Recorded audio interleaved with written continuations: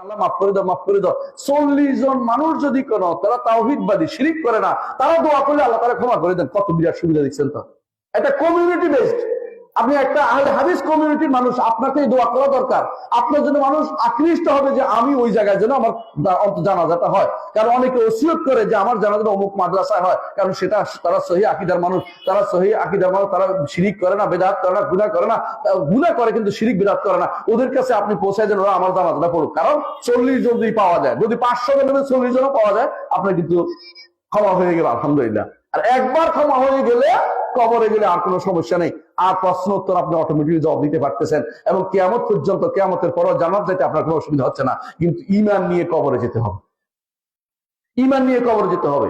ঈমান নিয়ে কবরে গেলে আরেকটা সুবিধা আছে, সেটা কি? কবরে দিয়ে দিছে, তখনও আপনার জন্য যদি কোনো বাইরের লোকেরা দোয়া করে, কি দোয়া করি আমরা কবর মাটি দেওয়ার পরে? কি দোয়া করি? আল্লাহুম্মা সাব্বিতহু, আল্লাহুম্মা সাব্বিতহু, আল্লাহুম্মা সাব্বিতহু। আল্লাহ তাকে সাবেত কদম রাখো, প্রশ্ন উত্তর দেওয়ার তৌফিক দাও। আল্লাহ তাকে প্রশ্ন উত্তর দেওয়ার তৌফিক দাও। এটা সুন্নাত। কবর দেওয়ার পরে এটা বলা ব্যক্তিগতভাবে, আবার সবাই মিলে মুনাজাত করার কথা বলছি না, মানে ব্যক্তিগতভাবে সবাই মিলে এই দোয়া করাটা সুন্নাত। রাসূলুল্লাহ সাল্লাল্লাহু আলাইহি ওয়াসাল্লাম করতে বলেছেন আমাদেরকে যে দাউ লাহু বিতাসবিহ, এর জন্য কবরের ভিতরে দোয়া করা, কবরের তার প্রশ্ন উত্তর দেওয়ার তৌফিক দাও, আল্লাহর কাছে এই দোয়া করো।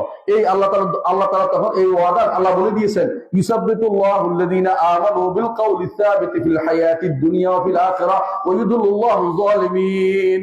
যারা জালেম, ফাসিক, কাফের, ওদেরকে আল্লাহ তাআলা পথভ্রষ্ট করেন, কিন্তু যারা ঈমানদার তাদেরকে আল্লাহ তাআলা দুনিয়ার ভিতরে ঠিক রাখেন, কবরে গেলেও আল্লাহ তাআলা প্রশ্ন উত্তর দেওয়ার তৌফিক দান করেন। আপনি প্রশ্ন উত্তর মুখস্থ করে দিতে পারবেন? রেকর্ড বাজাই দিলে। আমাদের দেশে দেখেছি কোন জায়গাতে, আমি এক জায়গায় দেখেছি, এরা কি করে কবর উপর থেকে শিখিয়ে দেয়। শুনছেন এই ঘটনা? শুনেন না আপনারা, তাই না? শুনেন তো। উপরে একজন বসে থাকে, হুজুর বসে বলতে থাকে, ওই অমুক মিয়া, তুমি তো দুনিয়ার বুকে আল্লাহকে, আল্লাহকে রব মানতে, মোহাম্মদকে নবী মানতে, ইসলামকে দিন মানতে, এখন তাহলে উত্তরটা দাও। মানে উপর থেকে শিখিয়ে দিচ্ছে, মানে প্রশ্ন আউট করতে, প্রশ্ন কি নকল সাপ্লাই দিতেছে উপর থেকে। মানে এটার জন্য একটা বড় কাম হয়েছে।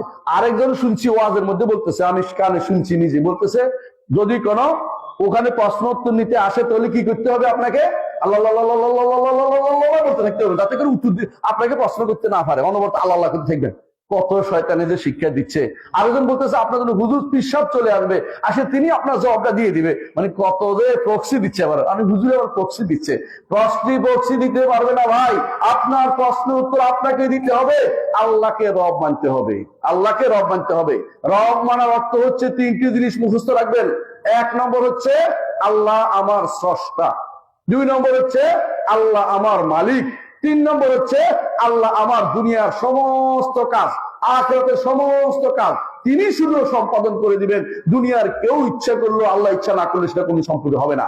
আপনি সারাদিন যদি কোনো আপনার ওই যে নেতার কাছে দৌড়ান যে আমার ছেলের চাকরি, আমার ছেলের চাকরি, আমার এটা করেন, আমার এটা করেন, দেখবেন যে এটা হয় নাই। আল্লাহর কাছে কায়ামন হবে, কে রাতের অন্ধকারে কেঁদে ফেলেন, দেখবেন যে ওটা একটা খুঁজে এসে আপনারা বলতেছে তোমার ছেলে একটা চাকরি দিব, ছেলেটা দাও। ব্যবস্থা কে করে দিছে? আল্লাহ। আল্লাহ ছাড়া কেউ এটা করতে পারবে না। আপনি যত আশা করেন মানুষের কাছে, আশা হত হবে, ওই আশা কাজে লাগবে না। হ্যাঁ, কাফের আশা আল্লাহ দুনিয়াতে ঘুরাই দেয় কেন? এটা আখিরাতে কোনো প্রাপ্তি নেই, দুনিয়াতে যা ইচ্ছা তা দেয়।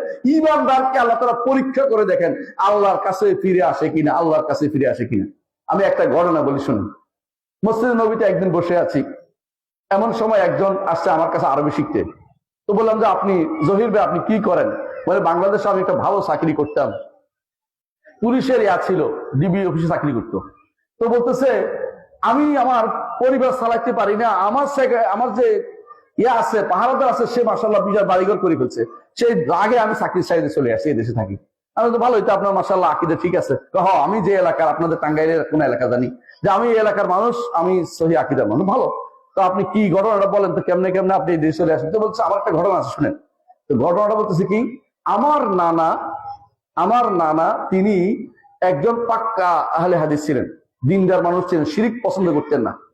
তো তিনি যখন প্রথম আমার যখন মামা প্রথম মামা যখন জন্ম নেয়, তখন তিনি সফর করতেন, বেশি বেশি ব্যবসা করতেন।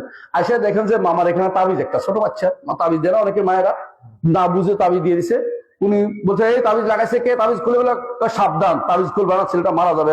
কবিরাজ বলছে মরে গেলে মরে যাবে, তাবিজ দিয়ে ছেলে বাঁচাবো না, তাবিজ দিয়ে আমি ছেলে বাঁচাবো না। ঠিকই খুলছে, কিছুক্ষণ পরে ছেলেটা মরে গেছে। আপনি কি চিন্তা করতে পারছেন?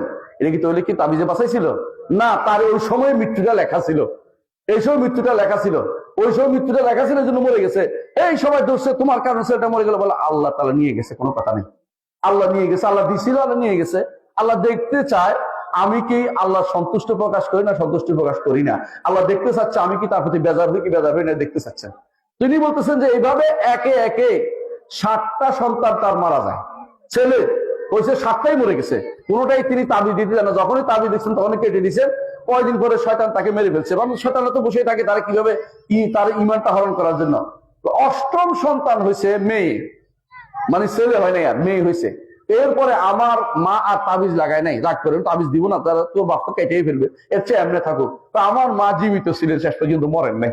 আমি সেই মায়ের সন্তান, আমি তাবিজ বাদে বেঁচে গেছি, এই জন্য আমরা তাবিজে বিশ্বাস করি না। আমি তখন বুঝছি মাশাআল্লাহ, সত্য ইমানদার না হলে এই ব্যক্তি এই কাজ করে নাই। ইমান যে তাবিজ দিয়ে বাঁচাইতে হইব না। পৃথিবীর অনেক দেশে তাবিজ দিয়ে মানুষ বাঁচে না, আপনার সন্তান তাবিজ দিয়ে বাঁচতে হইব কেন? শিরিক দিয়ে বাঁচতে হইবে কেন? আপনার সাথে ইমান উপর টিকে থাকতে হবে। আপনার ভালো মন্দের মালিক কে? একমাত্র আল্লাহ ব্যতীত কেউ আপনার ভালো মন্দ কিছুই করতে পারে না।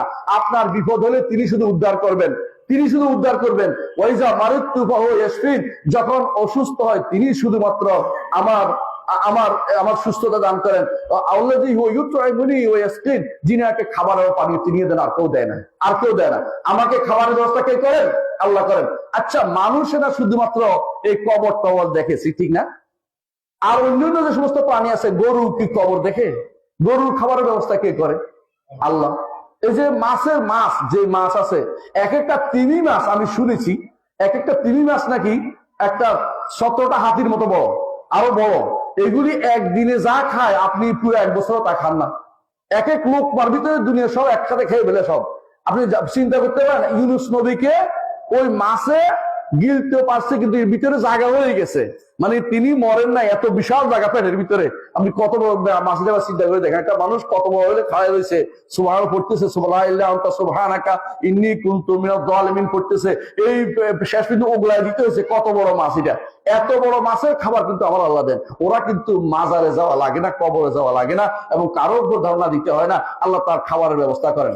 একমাত্র মানুষ এবং আরেকটা প্রাণী আছে খাবার জমায়, এটা কি জানেন? পিঁপড়া। পিঁপড়া দেখবেন যে খাবার নিয়ে নিয়ে জমাচ্ছে, খাবার নিয়ে নিয়ে জমাচ্ছে, আর সবাই খেয়ে পেট পুড়াইয়া তার জায়গায় চলে আসে।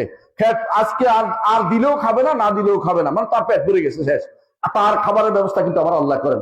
ওমা মিন দাব্বাতিন ফিল আরদি ইল্লা আলাল্লাহি রিজকুহা, জমিনের বুকে চলমান প্রতিটি প্রাণীর খাবারের ব্যবস্থা আমার আল্লাহ করেন। প্রাণী নয়, এই ছোট ছোট গোবরে পোকা আছে না, ওর খাবারের ব্যবস্থা কে করেন? আল্লাহ করেন। আর ও খাবারের ব্যবস্থা যদি কোনো করতে হইতো, কোনো যে নিজে করতে হইতো, তো তার কিন্তু জীবন দুর্বিষহ হয়ে যেত, বাঁচতে পারতো না। আপনার খাবারের ব্যবস্থা আল্লাহ করেন, আপনার পানির ব্যবস্থা আল্লাহ করেন, আপনার নিঃশ্বাসের ব্যবস্থা আল্লাহ করেন। নিঃশ্বাস আপনি কিনতে পারবেন না। কেউ মানুষ, এই যে করোনা হয়ে গেছে কিছুদিন, 1 বছর আগে, করোনার সময় মানুষ নিঃশ্বাস কিনছে পয়সা দিয়ে, হাজার হাজার টাকা, লাখ লাখ টাকা পয়সা দিতে হয়েছে, কিন্তু আপনার জন্য নিঃশ্বাসের ব্যবস্থা আল্লাহ তাআলা করে দিয়েছেন। নিঃশ্বাস বন্ধ হলে আপনি কৃত্রিম নিঃশ্বাসের ব্যবস্থা করে কষ্ট করে, কিন্তু আল্লাহ আপনাকে এই নিঃশ্বাসের ব্যবস্থা করে বিনা পয়সায় করে দিচ্ছেন।